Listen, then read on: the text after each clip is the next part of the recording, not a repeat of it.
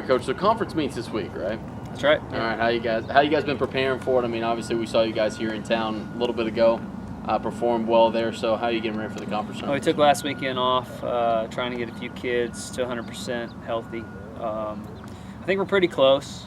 On the guys' side, we have a couple guys that we're still trying to get right, but I think we're pretty good health, pretty good spirits going in. Excited about the weekend. Weather looks good. We're gonna put our cards out there and go for it. The women's team comes in with probably pretty large bullseye on them, from what I would imagine.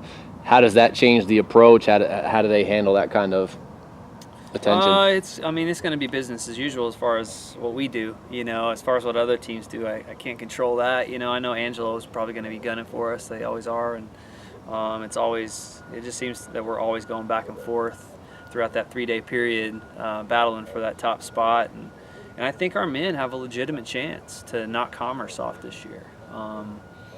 We got to make sure that we strategically put our kids in the right places and with the given time schedule to score the most points that we can.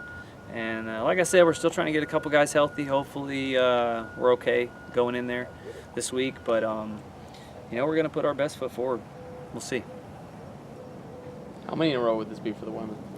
Well, outdoors it would only be the second. Okay. Last year was our first outdoor title, but I think indoors we won more. But yeah, this would actually be the first title for the men outdoors. It's the only one that we haven't won in our time here, and so that would be nice. It would be nice to bring home one for the men.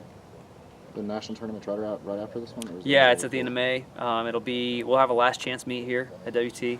That'll be our last chance to qualify for that national championship, and then the national championship will be in Florida 2 weeks after that. And really, we're really gearing up for that. We want to make a big splash on the national level, and although we do want to win the conference meet, we want to get through it healthy and with our kids intact and feeling good and feeling confident for that national meet. Is there anyone really on the bubble that if they have a strong showing at the conference, they can go ahead and get qualified for the national? Yeah, we have a handful that are on the bubble, a handful of sprinters, and I'd really say there's a couple high jumpers. Relly's even on the bubble in the high jump. She's got to jump better at the conference meet, and so I think in the high jump that's a big one for us, and also Stephen Cooper, he's on the bubble in the 400. And he needs to run better in the 200. So this is a big weekend for him. We're going to give him the shot to run 200 and 400. And hopefully our 4x4. Our 4x4 on the men and women's side, if we can put a performance out there to hopefully punch our ticket for the national meet, that would be great.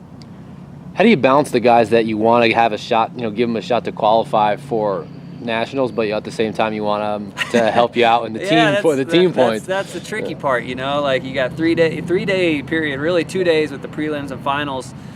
For your individuals to get in there and score points, but you also want to run well in your relays. And when you line up against Angelo and Commerce and some of these schools, adrenaline has to take over at some point. And it's like, yeah, some of these guys are going to be tired, they're going to be worn out, but they want to beat the guys in yellow and they want to beat the guys in blue, and so we're loading them up. We're loading them up. We want to run fast, we want to have great performances, but they also know that we're going in there to win.